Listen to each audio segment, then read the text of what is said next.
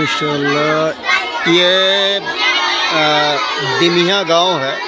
ये सिक्की विधानसभा का एक गांव डिमिया है और ये डिमिया गांव से ताल्लुक़ रखता है। ये हमारे इलाके में है और अल्हम्दुलिल्लाह ये मकतब अभी मैं आया हूँ। इस मकतब में पढ़ाई, यहाँ के बच्चों के अंदर में जागरूकता और पढ़ाने का जो तर्ज देखा मैं बहुत खुश हुआ अल्हम्दुलिल्लाह। और माशाअल्लाह यहाँ पर मौलाना मुजीबुर रहमान साहब झाला अल-मज़ाहिरी दावत बरकातुहुल आलिया तशरीफ़ फरमा है और यही यहाँ पर तालीम देते हैं बच्चियों को और बच्चों को। माशाअल्लाह बहुत मुनज़्ज़म अंदाज से तालीम होती है। देख सकते हैं ये मदरसा है, ये मदरसा बहरुल उलूम, ये बहरुल उलूम मदरसा है और ये मदरसा बहरुल उलूम है। ये देख सकते हैं ये पूरा ऐसे माशाअल्लाह बहुत अच्छी तालीम होती है। तालीम का मियार बहुत बढ़िया है और ये